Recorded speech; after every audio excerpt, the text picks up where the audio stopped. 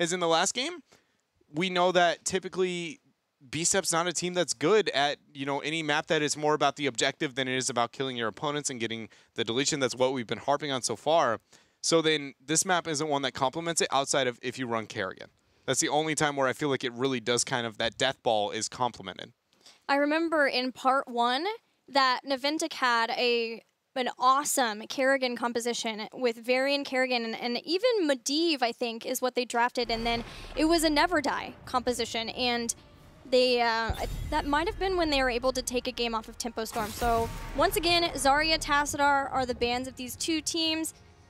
Now's where we see if Kerrigan's going to be pick up. Nope, Arthas. Yeah, I think that's the safe bet because it works well into Kerrigan too, right? So if you see it though, I expect it to come out of Naventic in the next 2 rotations. But generally in North America, even a little bit in Korea, she's just kind of fallen off. She still sees play. Even as first pick, we even saw, some of the most dominant teams in the world be willing to move in that direction. But it wasn't every game. It was kind of like, we're confident we can beat you. It felt more than anything. Arthas Kerrigan, though, that's such an old school. Rip in pieces, double in venom. Kill comp. That's funny, the players we're talking about. A lot of people failed to remember why Arthas Kerrigan were so deadly, but it was mainly because not only do they have insane kill pressure at level 1, but post level 4, you could stack Envenoms, which used to do damage almost instantly compared to where now it's really, really slow. And it was, I believe, a little bit less damage, but it was so fast. So you just walk in. Yeah, it was half the time. Yeah. The time got doubled. Even if you didn't hit your Kerrigan combo, you pull them into Arthas slow, he hits the Howling Blast after, the stun comes up and dead all day. One of the scariest 2 heroes in the game for a very long while. But sadly, we live in a, I don't know about sadly, I'm excited we're past that. But we live in a very different era of Heroes of the Storm. The Gul'dan comes out here for B-Step. Along with Malfurion pairing, very common. So now Lucio, and then whatever, I would like Lucio Greymane personally. I think that's a really big power play in this rotation for Naventic. But again, Greymane seems to, elude North American drafts for the most part. I just think Thompson, right? Like he's going to bust it out. He's the one feeling confident with it. It does take Malfurion away. That was the highly favored support, but Kenma did have Lucio, like you were saying, and once again, being able to pair that with Arthas is sort of the dream. Tychus over the Greymane. So Tychus still holding value for the North American scene so far. He hasn't, he's hit or miss. He's not as stable, but he obviously has a place according to a lot of the teams. And this is what we saw at part 1 starting off. Not all the teams agreed on the same thing. As time moves on, everybody seems to have the same thought process. But at first, they're kind of like, no. We think we figured this out better than you. And so you see that jump, and even Lucio here is a little bit closer to what I expected out of, the first series of the day. Yeah, that's what I was really excited about for today and this weekend in general is the teams aren't all scrimming each other, and especially once they know who their new partners are going to be, or who they're going up against first. So seeing these little pocket metas, right? Meta, but from these two teams is going to be drastically different than maybe these two teams, and which things work out and which things will fall and rise. And when we started HGC in a part 1, Tychus had an abysmal win rate and then ended up climbing up significantly to the 50%. Was the inverse, right? Yeah, she was at 70 and then fell to 40. Yeah, she just was a monumental fall there. I'm not going to flip my pen this time. Calculated. Dahaka was removed. So do we see a responsive global removal on the side of Naventic? It makes sense, considering, again, you don't want to fall behind in that department, but also into a Gul'dan Malfurion. They struggle against hard dive and burst damage, and, it's a really nice tool to just kind of push them out there, give them the gust. I expect that to be the ban on Naventic. So if that is the case, where do we want to see B-Step move into their draft? Way less kill potential when looking at their draft overall. So then what do? You can't make up for that with any specific pick. You have to meet into that slow playstyle that Gul'dan really promotes. No shielder, so no enabling front line. Well, for sure, we're going to see a warrior pickup here. Especially since Naventic played double warrior with Arthas, I think that B-Step can postulate that Naventic wants to do the same thing.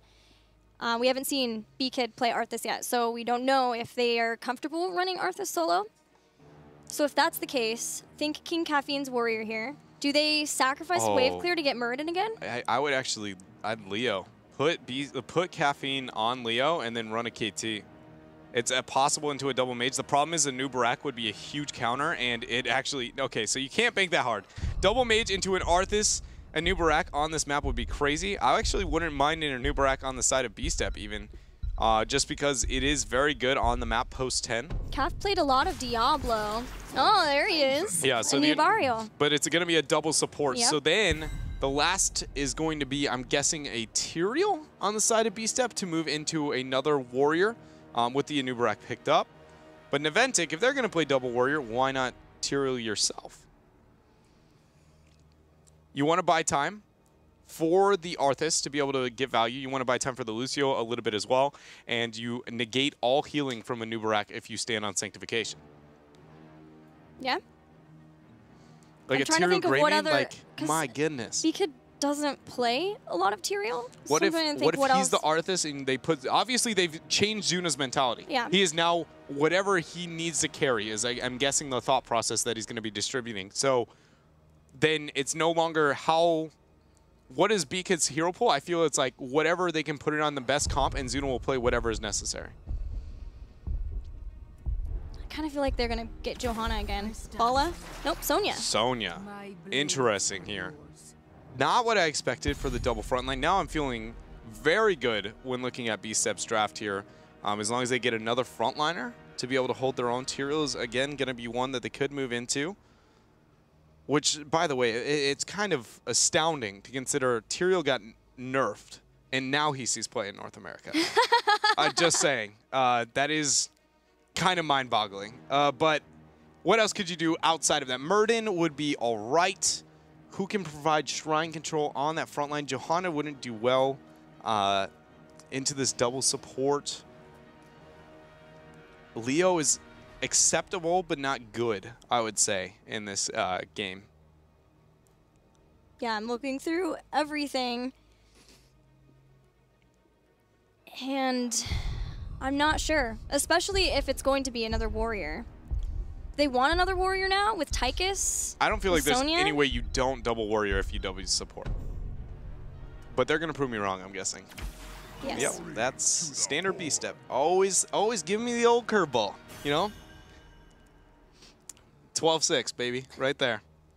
It's an old baseball term. Yeah, I don't understand that at all. Anybody, it's okay, so it's a clock. Right, and your finger rotation is based on what points on the clock you're hitting. So 12-6, it's a curve. Oh. Oh, yeah. You know, we learn something every day. Yeah, you're always teaching me the baseball terms. But no, it's so. When looking at the draft, what are your thoughts? I gotta hear. I love especially when the meta is less agreed upon. You know, hearing the initial interpretation on when it comes to how things are gonna play out. I mean, my first fear is just B-Step dies. They have a lot of supporting, not a lot of damage output. Yeah, I like Team Naventic's. I think Arthas, again, he can just sit on the shrine. B-Step has to be careful about how they step in. Thrall has to be careful about how he steps in. Yes, there's 2 supports, but it's up to Gul'dan to make sure that he's constantly just throwing all of his abilities out. The real kicker, do you Earthquake or do you Sunder? Did you say Earthcake? Because then that's what I picked. I think I did. No, seriously, though. Probably Earthquake. Only because of the Gul'dan. Yeah. It really sells me on the Earthquake as well. It's more of like well, you pick so many melees, we're just going to not only split you all, but then drop the Earthquake afterwards, make it hard to be able to recover after that. But it's still a very risky draft. It can kind of negate the speed boost given to Arthas, too. If he gets in a really bad spot, if Sonya gets in a really bad spot, too, if he can get the right flanks in, and he, I think, is probably going to be K1 Pro, is my guess. Yeah. It's my gut feeling, but not for sure. I agree with you. Again, because B-Step has been so inconsistent in this, I feel like at this point, unless you're the guys on the heroes themselves, you really don't know which one's going to be playing which, but I think it will be him onto the Thrall as well. But, I mean, if you got to drop a heroic to, like, negate a default part of a hero's kit, you know, you're going to have a bad time. That's my initial thought.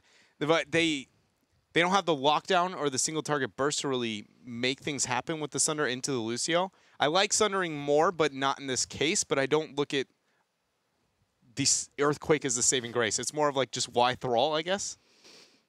Yeah, maybe Sunder will have to be the pickup too. But it seems like I don't know how that's going to work out with Horrify as well. We are ready for game number 2, so let's see what they're going to pick, what's going to happen on Infernal Shrines. Feel like it's going to get real weird real quick. Man, that's how I've kind of felt today. And especially sort of last series, especially this series, I'm like, what is going on? But we were that way at the beginning of part 1 too, right? With the drafting, it was like, okay, let's get our bearings a little bit. Let's figure out what's happening in our region. You know, and like we said, it seems a bit, it's not even just us. It seems like the players themselves question what is right and wrong for a long while until everybody comes to an agreement on something. So B-Step taking what we've seen out of North America and Europe so far, but then dropping the secondary warrior and replacing it with a Thrall. I'm just pumped to see K1 Pro and Thrall again. Yeah, I mean, I'll be honest. Yeah, he's repping. So he is the flanker of North America. Yeah, you're right. He is very good when it comes to abusing Fog of War to be able to get an advantage and set his team up for really big plays. Again, Fell Flame build will Dan. Into an Arthas once more. So risky positioning, but a lot of damage output if they can make it happen into the... I am worried about, on Naventic's draft, the one thing I do really not like is the Lucio supporting into a Sonya on a Shrine early game. Like, legitimately, I just... Oh, man, beautiful knockback damage. Not enough. Kenma, once again, skates right on out of a risky situation. K1 Pro doesn't get hit by the Howling Blast. The Spear connects and body blocks there. So both teams looking for a gank in opposite lanes, but Naventic is the one to be able to get the kill. Nice. Detainment Strike with Roots to follow up, but Kimma's keeping Big Impact healthy.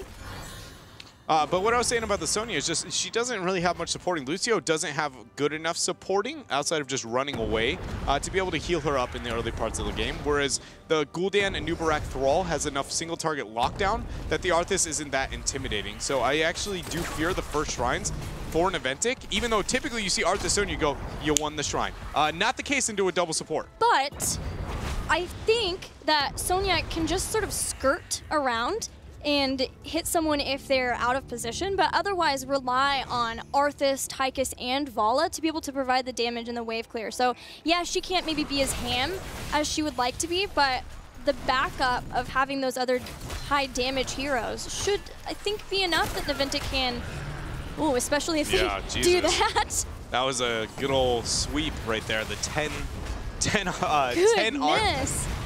tick dream. Howling Blast is used. Everybody here is looking to join. K1 Pro still yet to make the rotation here from mid. 20 Skeletal Defenders, and without K1 Pro making this rotation, you know, those first 20 were relatively free. iDream in a tough spot, gets the drain life. He's going to be fine for now. Big heals coming out from that double support. 27 to 16, though. B-Step has got to make something happen here if they want to lock in the rest of these Skeletal Defenders for this Punisher. Yeah, we would have needed to see them dive and get aggro on Naventic, and not doing that, they back off. They do not want to get caught out of their base with this Arcane Punisher. And, you know, that, man, a lot of that, the minute I go, you know, I question B-Step's, or Naventic's ability to get those early Shrines itself and posturing, you know, is it going to be it? We don't even get to see because just such a slow rotation out of K1 Pro from the map manipulation and the mini wave on mid force him to stay there. And then again, an early advantage going over to Naventic, significantly bigger than that of the very first game, as they have a member still pushing on top for free. I mean, Zuna's got that drained. Lost. Things are falling apart for B-Step, and it's only one kill. And you know, you look at the one kill and you'd be like, well, how can this game really be that bad? But it very much is the case just on how it's been played. This could bait Zuna, though, as he's getting ganked by a Nubarak. Nubarak. That's Whirlwind has been used. Good body block. Yeah, that was a great burrow. And he's out. That's Sonya. Cannot be body blocked while using the spin, so the burrow had to be hit to interrupt. It's the only way to actually truly lock him down there. Hurricane is going to be extremely valuable to Sonya too. We see it anyway because it does just buff Whirlwind in general, but to add to that it removes slows and roots. There are a ton of roots for B-Step. Thrall and Malfurion too. So it has to come down to the stuns, maybe a horror fight too, if they can pull Zuna out of position and try to blow her up that way. For now, B-Step has just got to be, with the double support, you're worried about the Shrine itself. I talked about the first time we saw this in the series today, is that we often in North America, because we don't have siege compositions, see any play in between the Shrines, but it's even worsened by the fact that they only have, you know, one ranged assassin to do anything. So it's more of, B-Step's just going to patiently wait for anything, for just the Shrine itself, while Naventic has a composition that can very easily not only wave clear, but we see Merc control that can come out of Zuna, and then with the double range, they also could just be like, hey, 3 members top, we could push on bottom, which is, you know, why we kind of have these small flow, like pause of flow, really kind of a hiatus of gameplay for a while for these teams. It's a lot. It's just a compositional thing, and it's a compositional trend I think we're going to continue seeing if we see this double warrior, double support last. It's all about the map objective. The timing of the mercenary camp, great for Team Naventic. Sonya can start to rotate in and work on this Shrine, and B-Step are the ones who are down a level, so they need to get in quickly and be able to start getting some kills. Otherwise, it's going to only get worse and worse and worse and separate out. Which is really odd, because looking at part number 1, Naventic was the team who fell in this position every single time. I mean, I was very, very critical of their decision-making when they got there. Not falling into it, that happens, you know, but your decision-making once you're behind, theirs was very, very poor. So only, again, showing that it seems like Naventic has figured something out, you know? B-Step is in the middle of the pack of North America right now, so I think it's a nice starting testing point for them to truly figure out where they are, and right now they're executing very well. Well, one other change, massive change that we've seen from Naventic is this is 2 games in a row now that Zuna is back to melee flexing, and Tomster is playing Tychus. It just shows that, you know, Zuna has gone through multiple role swaps in his entire hero's career, but a lot of times it just goes to what he feels like he is going to be the most impactful for his team. And so, yeah, the tone has changed, really. When warriors and double warriors and those melee assassins are going to be more prominent, apparently now he's going to be the one committing to those and forfeiting the range assassins over the Tomster. I mean, I like it. Honestly, I enjoy Zuna on range, but he does a very good job a lot of the time when he is on melee, especially with things like the Sonya and the Arthas. Anything he can be aggro on the melee, as long as he's got the team to back him up. We'll see if that's the case. Does have his brother, Kenma, playing Lucio once again. Seems like they've been favoring that support a lot, judging by their drafting so far. Don't blame him. I've been on the Lucio hype train since day numero uno. Yes, we definitely know how unbiased you are about Lucio. He's, you know, everything about him. I'm not saying that he's the greatest hero in the game, but I'm saying he's probably the greatest hero in the game. Oh, there we go. Got it. That makes so much more sense. Yeah, you know, it just... B-Step here pretty much is in a position that they have to give up everything forever right now. Being a level 8 into what is going to be a 10, they either force the fight this second, which they obviously are not, they went for side soak, or they just give up so many things. Kem actually going in for an aggressive boop. Doesn't net a kill. 10's picked up. Will Syndra Ghost to be locked in? They have a big enough lead, they could force a Syndra. Even just threatening aggression is enough to push B-Step back off of defending this fort, which keeps the Punisher healthier and long enough to take this out. But in top, though, Zuna's actually going to get ganked. He might be able to 2v1 trade. Yeah, that's a Wrath of the Berserker and the only 2 interrupts. Man, I was surprised Naventic didn't clump with the 5-man to force more objectives, instead splitting to open up the objectives. Now that they have mid fort and bottom fort, the next logical decision would be all rotate to top. They are painting the map blue for now, but it is smart to, anytime you can, especially on this map, to open rid of the forts as fast as possible so that every Punisher becomes more than just, you know, a walking punch machine. Yeah, it becomes a possible keep, just like Teammate versus Galeforce Esports. Galeforce getting a super early keep because of the pressure they were able to put on, and Naventic having heroic abilities so far ahead of B-Step. They made the quick move to bottom lane to pick up that fort too. So now only 1 left for B-Step. B-Step have to get heroic abilities. Yeah, that is the first start, and then maybe immediately just try to fight. Yeah, it's probably the smartest choice. You know, it's going to be one of the best fights they'll get this entire game if things keep going down this path. And here we do see Naventic is decided to kind of rotate up to top, but not nearly as hard as I was hoping to see out of them, but they did catch K1 Pro, gets the juke on the Howling Blast. But without heroics, but more importantly, just the stat differential at that point. You know, 3 levels is enough to where anybody can get blown up in a 3 versus 1. And once again, Naventic have the upper hand. They are not going to be able to get this top 4 as free as they could have. So maybe, you know, maybe not totally min-maxing the experience as optimally as possible, but it's still a huge advantage. Discussion point on what heroic abilities Nubarak and Thrall get. Shrine will be activating soon, and again, it's 2 levels. B-Step have just now gotten heroics. Team Naventic are quickly approaching level 13, so B-Step are going to start having to make some hard choices. It is all the way up in the top. Maybe they could push in the, keep someone in mid to soak, and then try to push in the bottom, but instead they're going to run up, try to have Malfurion rotate up quickly too, and then hope that they can maybe get some kills from this. It's a risky decision, but they're pretty much all risky decisions at this point when you're this far behind. Yeah, and Earthquake was the choice for 1. I don't see an argument for Web Wrap. The Cocoon here, Sonya single-handedly and Arthas just rid of it so fast, and it works with the map objective, and they go for it. They're going to Cocoon. So again, I'm guessing Kenma isolation strategy here for B-Step. That's already Earthquake down and not on top of the Shrine. It was used as Naventic were pushing in. So now Naventic don't have to worry about fighting within that. Gul'dan taken out. Strafe comes down 2. Twilight Dream silences for now, but Naventic continue the chase. Yeah, and K1 Pro here, question if he can get a flank to change anything. Sound barrier used. King Caffeine does get the burrow out. That's fine. Good zoning route for APM. Might be able to keep his team alive for a moment. But as you can see, everyone, APM. The beauty of Lucio showing perfectly there, the dive potential.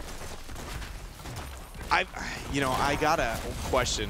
I mean, I obviously give my criticism at time when it comes to the heroic choices, but specifically the Cocoon. I just don't see an argument for it here in almost any case. There's nobody that you can isolate that wouldn't have the self-sustain and tools to be able to survive outside of isolating the Lucio and then killing the bot. That's the only scenario where I see that. And if you do that, you do it through hard engage. So then why do you go Earthquake? Right? It's just, again, a counterintuitive heroic synergy if you're going to innovate on the side of B-Step. Like with Tranquility. Yeah, if you're going to Trank, you do it with the Sync to be able to deal with the low damage output of your opponents in the long dot damage that they actually distribute. And here B-Step again sits in a situation where it's like, well, if you're going to go with the Earthquake Horrified Dream, that makes sense. Locust Swarm is a direct counter to Arthas Period when his heroic's up and you complement the map objective. But then if you go into Cocoon, you're going Burst. You're going to rid of the support and then you all in onto somebody. So therefore you should match that with everyone else's choices. Patient play from Team Naventic, not getting the final kill on a Skeletal Defender to allow them to have even more pressure in this top lane.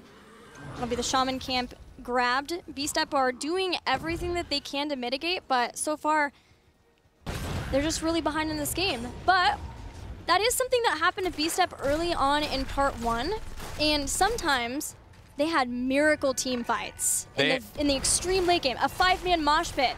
And the same could be said for Twilight Dream and Horrify. You are very correct. With the Dream swap into a 5-man mosh, the fact that Naventic took all the time in the world, oh man, not even baited over the wall. All the time in the world to really take this fight and they didn't clear that sidewall fast, I thought was going to be a misplay until Cap was not able to get that bait over the wall here. So the Punisher is still doing fine in HP. Its leap cooldowns up. Finds a target. Beautiful cleanse will buy a little bit of time. But this keep looks like it's going over to the hands of Naventic. And if it does, that is going to be 16 talent here. And no opportunity for B-Step to fight. 16 to 13, Naventic walk away with a major lead in game number 2 of this best of 5. B-Step are left to clean up their base and try desperately to get back into this game, but with no kills, no structures down, no major structures down. If B-Step could maybe win some of those miracle team fights, get some picks on Team Naventic, that might be the answer, but Naventic looks like they're going for the throat. Yeah, they are not giving anything up. Cap gets onto the point, the boop stops it, the Horrified drops, Sound Barrier actually does not land, and there is the Aegis. Things could not have gone better here for B-Step, but even then, it's only an even trade. Not even! Zuna's on the chase, they still have the upper hand, and McIntyre doesn't have the tools. 4-4-2. That was a 5-man Twilight Dream. Yeah, Twilight Dream and the Crystal Aegis did a ton of damage with that too.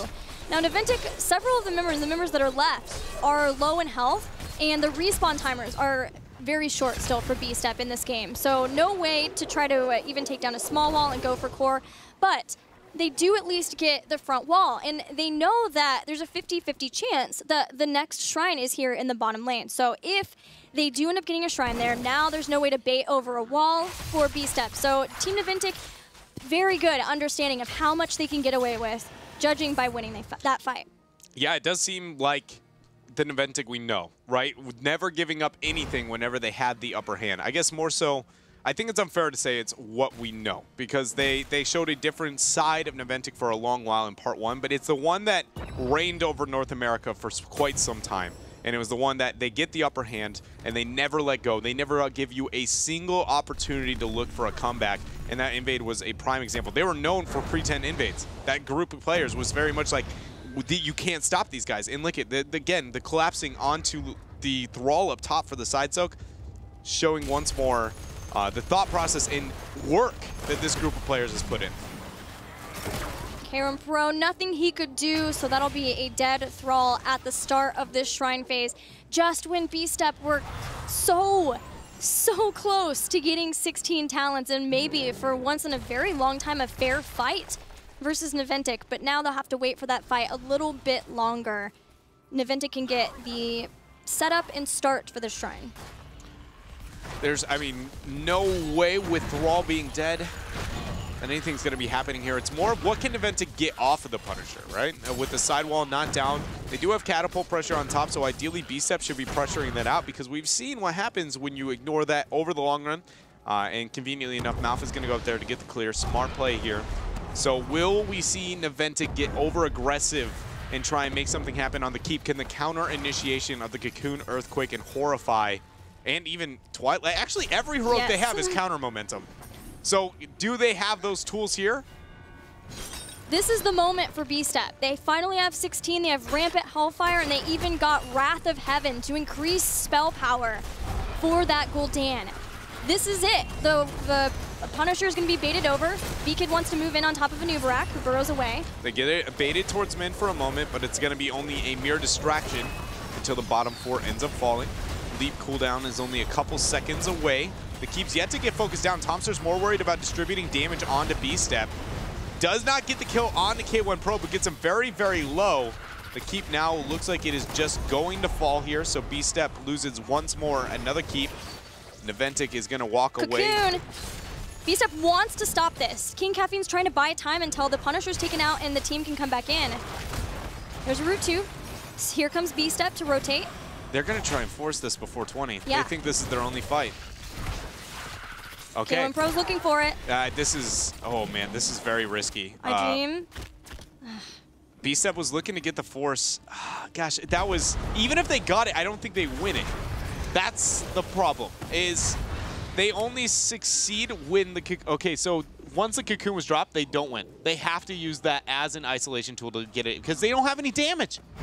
They picked a double support comp and a damage-oriented warrior without the damage heroic, and then a melee assassin who's heroic-based, and then chose the non-damage heroic. Not even if they got the perfect Horrify and then Twilight Dreams? That is the only situation, but when you use your Cocoon onto only one target and everybody just conveniently comes back very easily, like it's just unrealistic, you know, at that point in time.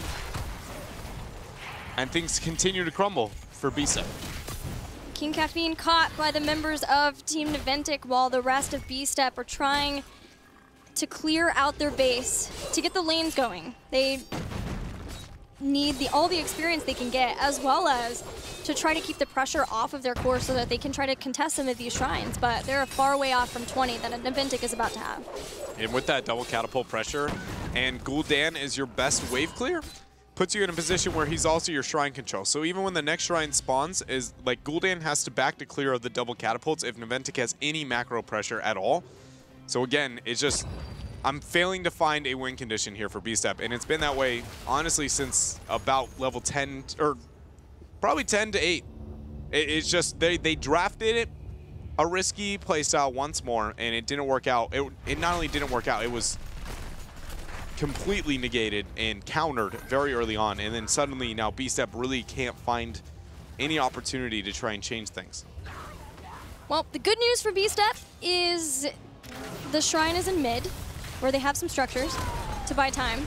But the bad news for them is they're running out of keeps, so they're trying to make a fight happen right now. But Naventic, this is full Sonya unlocked. She has Ignore Pain. Yes. She has Nerves of Steel. She will never stop hunting you. Yeah, Zuna is not afraid of anything. There goes the sound barrier. Cocoon is used merely to save the lives of B-Step. And the Shrine hasn't even really been focused on because Naventic knew they had such a big advantage here.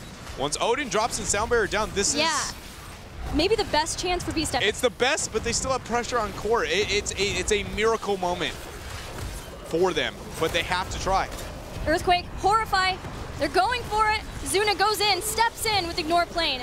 Vala blown up by the Twilight Dream though. It's 1-for-1 on the damage dealer. They end up getting 1-for-1 before catapults are on the core, so if Naventic buys time, that's it. 90% ticking down. Zuna spinning to win. Just looking at all the health bars of B-Step and saying it doesn't matter because the core is all our focus is going to be. It's getting worse and worse, and that is going to be it. There's no way they can end up making it back at this point in time. And Naventic, in very calculated fashion, beats B-Step here in Game 2. Naventic up 2-0 in this best of 5. And again, not what we would have imagined, just like our first series. Showing the break and how it's affected, you know, not only the results, but how. I think that's the coolest part, is it wasn't the standard deathball teamfight oriented coming out from Naventic. It wasn't the, you know, what we know out of Gale Force most of the time. It was a very double warrior, double support, but then we also saw the double global. They even busted out the Zagara. So it's more the showing these teams evolving that I think everybody can appreciate a bit more. Yeah, definitely. And with the decision making too, this is a completely different Naventic, just hands down.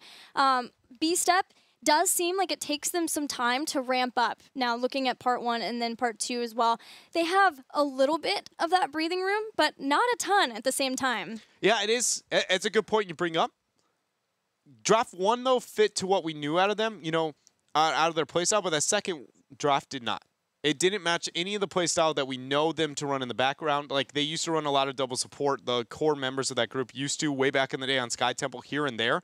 But it was still with a way more skirmish-oriented everybody else onto the team, not the kind of solo mage, a new Barak with the Cocoon. Like, it just was a very different version to the point where I agree with you that I think they're slow to gain momentum, but that entire draft and thought process makes me way more fearful for the future of B-Step here in part 2 if they keep it up. Well, Naventic looking very strong in this series, now up 2-0. We'll see if they're able to close it out and get their second series win in HGC after this.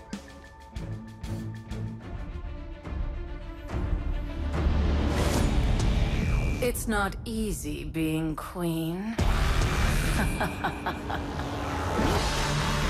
So many subjects to keep in line. So many scores to settle. I am the Swarm. And vengeance has never looked this good.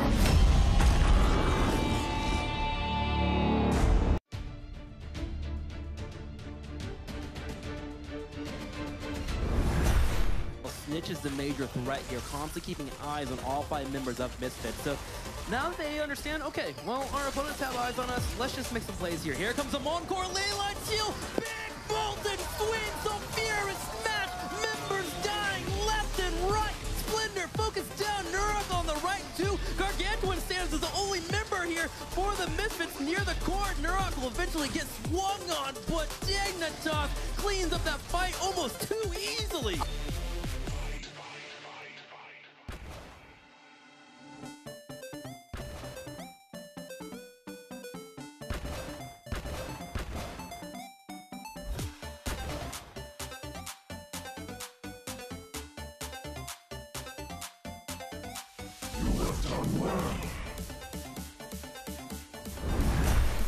Yeah. If teammates stay spread out, they can be in a spot to win the game. Remember, Molten Core available. Yeah, and it's poking away. And Odin here doing pretty significant damage here, actually. And Dignitas, you know, they have a lack of resolve. Oh my gosh, Glora goes in! Jaina, Trixler, a lack of Jaina. Outstanding play from Glora.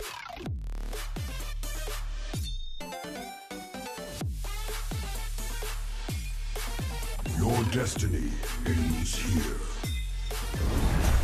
Watching out for T. Actually, even was Nurok coming in, but either way, doesn't matter who's playing into Haka, Fnatic's able to take care of it. Finding popping straight to bring out the damage to deter anyone from moving in too far. Nurok will use it as a lesion and be just fine, but here is Bloodlust. Chromie focusing down Nurok. He will be able to heal on up, but God, he can't even escape being slowed down. He shoots and ducks. There's the drag on Wobby. Tyrael being locked on the right side. Finally, he goes down. Misfits holding their own.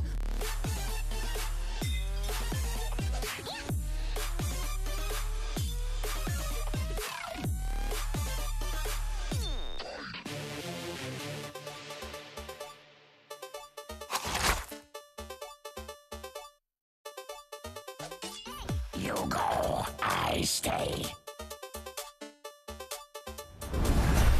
The void. The big void coming in. They're trying to look for the hit and they're getting it. There comes the mosh pit. Immediately interrupted. Didn't even go off completely, but they get the kill against False and even before he has a chance to gust. Yeah, now look at the rest of Team 8. Their health bar is so low. Howling Blast is going to connect their butts. Looks like he's going down with the mosh pit. He's going to get the peel. 3 people are stuck in it. Can they get the kill? Prismat with Zalia now with the last man standing here.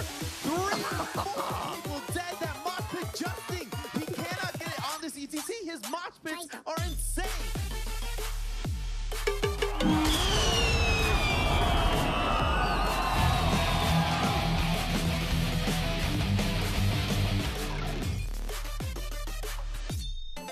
Hell yeah, let's bust up another. Falstad is in the top, still working down the fort. The boss is almost down. Sanctification on the point, Trick. Sanctification maybe a bit too early. Can JPL get in there? He's holding it. He's definitely holding it. Zalia coming in as well. They're edging forward. Ringer Frost to pop out, but Snitch with the mighty gust. No, the boss goes over to the Misfits, but Dignitas has chosen to fight, and they are bursting members down left and right. Tyrael gonna try and get some damage on. He will hit Rhaegar. JPL continues to live. 2-for-2 trade overall, but Snitch looking for some damage. The slowing sands. Misfits cannot walk away. Look at the Enduro anomaly. There's no escape. They're stuck in a pit. Here goes Dignitas taking out damage on Darkball, and we're going to get the snipes here from Snitch and Chromie. So well done.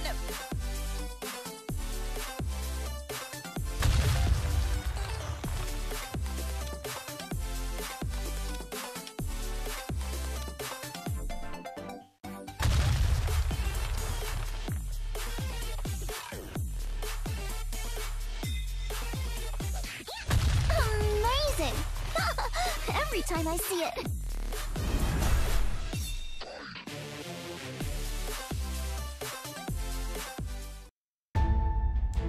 Welcome back to HGC here in North America, where Team Naventic are 2-0 right now, sitting pretty over B-Step with some fantastic plays. It seems like the break really working out for them. Yeah, it is. And it's nice to see. You know, the Naventic's downfall over part 1, I think, was heart-wrenching for a lot of people who have been fans of the North American scene for a very long while, to see them kind of crumble. And a lot of the times it didn't even feel like it was... It felt uncharacteristic of the group of players just on an individual level, and that was so severe to at least show signs of life here at the very beginning. I think it instills a lot of hope, but it's an inverse problem when looking at the other side. It's equally credible group of players, even maybe more so when looking at the entirety of the team, and now very weird play style coming out from them and not working out very well, you know, and not even looking to conform, I guess, when it comes to standard. At least in their drafting. Well, now it comes down to this. Game number 3, B-Step, all their extra lifelines are out. So let's see if they're going to choose Battleground or if they want first pick for this last game. They want first